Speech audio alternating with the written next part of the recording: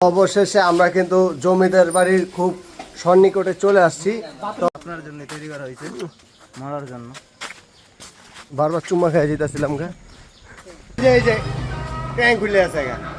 অনেক জল্পনা কল্পনা শেষ করে আমরা চলে আসলাম মাঠা খেতে। আসসালামু আলাইকুম এভরিওয়ান, কেমন আছেন সবাই? আশা করি সকলেই ভালো আছেন, আমিও ভালো আছি আপনাদের দোয়ায়। আজ আমরা চলে যাব ট্রিম ফ্রিডমের 28তম রাইডে। আর আজকের গন্তব্য হচ্ছে নারায়ণগঞ্জের 2500-এর গোপালদি। আমরা ঘুরে দেখব গোপালদির জমিদার বাড়ি এবং জমিদার বাড়ির আশপাশের এলাকাগুলো, সেই সাথে গোপালদি বাজার বিখ্যাত সেই মাঠাটা আজকে খেয়ে টেস্ট করব যে মাঠাটা আসলেই অথেন্টিক কিনা। তো এই মুহূর্তে আমরা কিন্তু ছুটে চলছি কাশপুর ব্রিজের উদ্দেশ্যে। আর কাশপুর ব্রিজে কিন্তু চলে আসলাম। আর কাশপুর ব্রিজে অপেক্ষা করছে আমাদের আরও কিছু রাইডার, যাদের সাথে আমরা একসাথে আজকে চলে যাব গোপাল দিতে।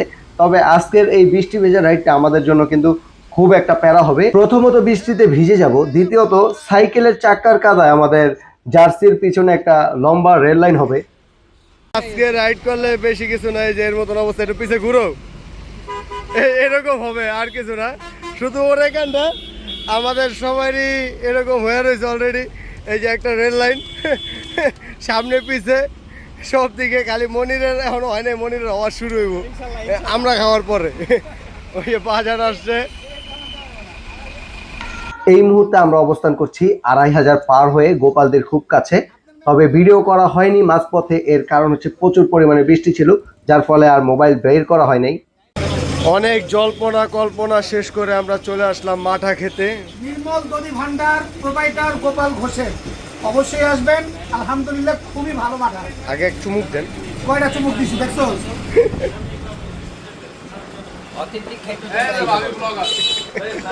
সত্যি কথা বলতে 40 টাকার এই মাঠাটা কিন্তু খুবই অসাধারণ ছিল। অবশেষে আমরা কিন্তু জমিদার বাড়ির খুব সন্নিকটে চলে আসছি। তবে আজকে কিন্তু আমরা তেমন একটা ভিডিও করতে পারি না, এর কারণ হচ্ছে প্রচুর পরিমাণে বৃষ্টি ছিল। আর আমরা কিন্তু আজকে রাইডে অনেক প্যারা খাইছি, 4টা লিক হয়েছে, আবার বৃষ্টি হয়েছে, সব কিছু মিলে আঙ্গু শরীরের অবস্থা ভালো না। এই যে এই মিয়া সোলো করে না, এই যে বিপদ হালাই দিয়েছিলেন মিয়া, কিন্তু আমি তো একটু পাক্কা হেলে গায়ে পড়ছি।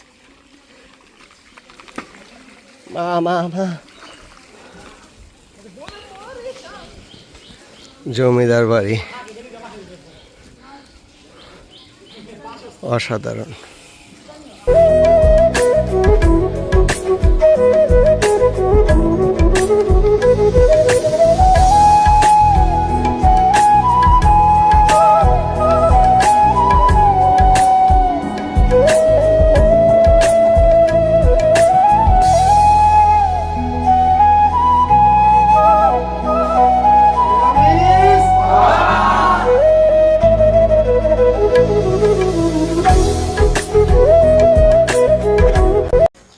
আমরা এখন কোথায় আছি জানি না, তবে আমরা জঙ্গলের ভিতরে আছি।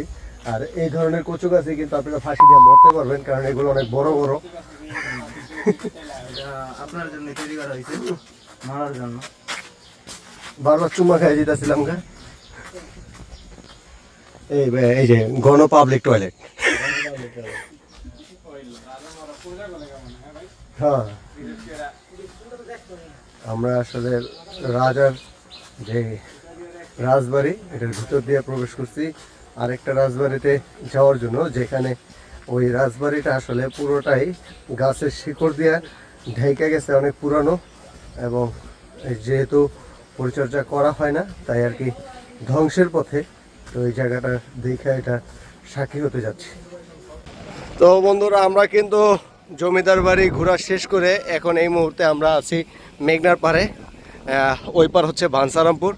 তো এই জায়গাটা আমরা আজকে এক্সপ্লোর করতেছি, যেহেতু আজকে বৃষ্টিতে ভিজেই গেছি গা, এখন তাড়াহুড়া করে কোনো লাভ হবে না।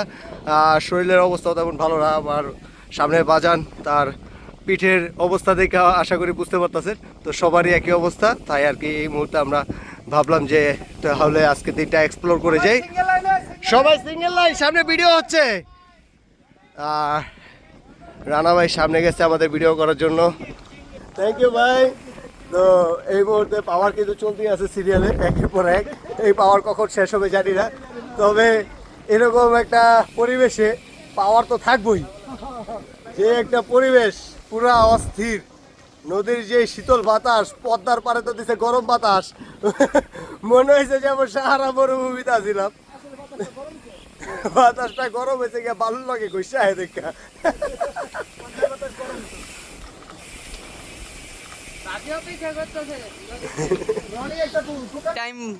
তারপর আর কি, এই তো দেখতে পাচ্ছেন রানা ভাই কিন্তু ফ্রি ফায়ারের মতন স্লো ভার্সেস স্কোয়াডে নেমে পড়ছে। ওইখানে হচ্ছে 3টা স্কোয়াড আর এখানে হচ্ছে রানা ভাই একা স্লোতে ফাইট করছে আমাদের সাথে। যদিও সে আমাদের সাথে বেশিক্ষণ পেরে ওঠে নাই, তারপরও 10 মিনিটের মতো ফাইট করছে। যদিও 10 মিনিট দেখানো সম্ভব না, অল্প কিছুক্ষণ দেখাইলাম আপনাদেরকে। আমরা কিন্তু খুব এনজয় করছি। নামাজের বিরতি শেষে, নামাজ পড়ার শেষেই কিন্তু আমরা পানিতে নেমে অনেক এনজয় করলাম। এই মুহূর্তে আমরা কিন্তু আবারও পার হয়ে গেছি গোপালদি বাজারের রাস্তাটা। তো আমরা ভুলতার উদ্দেশ্যে রওনা দিয়েছি। আসলে যাওয়ার সময় আমরা অ্যাভয়েড করব হচ্ছে মদনপুরের রোড, কারণ মদনপুরের রোডটা আসার পথে খুবই বাজে অবস্থা ছিল, আমাদেরকে অনেক প্যারা দিয়েছে। সেই সাথে পরপর 5টা সাইকেলের লিক, এটা খুবই যন্ত্রণাদায়ক। তাই আমরা ওই রোডটা অ্যাভয়েড করব। আমরা এখন 2500 বাজারটা পার হব। স্লো স্লো বাজার।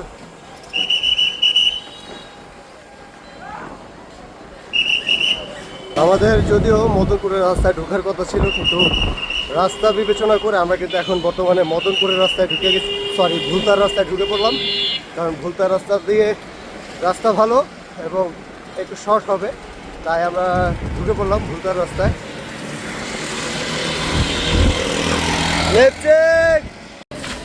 অ্যাকচুয়ালি আজকে রাইডটার নাম কি হওয়া উচিত আমি বুঝতেছি না। এই যে ট্যাঙ্ক খুলে আছে, কারো লিক হয়ে যায়, বৃষ্টিতে হোকা বিচ্ছা যায়, কি যে একটা অবস্থা। আজকে রাইডটা কি দিমু কিছু বুঝতে আসে না। 80 কিলো রাইড পুরোটাই বিনোদন হইতেছে। মুহূর্তে আমরা কিন্তু ভুলতার জাম টের হয়ে এখন ড্যামরার পথে। ভুলতাতে কিন্তু প্রচুর পরিমাণে একটা জামের জ্বালা ভোগ করে এখন কিন্তু আমরা একটু ফ্রি হয়েছি, তাই টুকটাক করে টানতে পারছি। দেখতে দেখতে চলে আসলাম ড্যামরা ব্রিজে। সকালের একরকম ওয়েদার আর বিকালের আরেক রকম ওয়েদার, সব মিলিয়ে অসাধারণ একটি রাইড আজকে উপভোগ করলাম।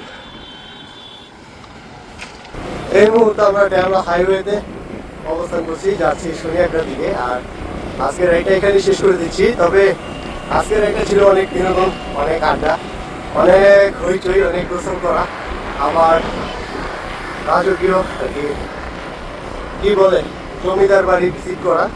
তো সব মিলিয়ে কিন্তু রাইডটা কিন্তু অনেক চমৎকার ছিল। তবে রাইডটাতে তারা হয়ে গেছে সকালের শুরুতেই বৃষ্টি থাকার কারণে, আর রাস্তা ভালো না থাকার কারণে আমাদের যারা রাইডার ছিল তাদের সাইকেলগুলো একে একে 5 বার লিক হয়। তো লিক সারানো লাগলো। তো এই কারণে ভাবছি না প্রথমে রাইডটার নাম দিব যে লিক রাইড, কারণ আমাদের বাজারেরও কিন্তু লিক হয়েছিল।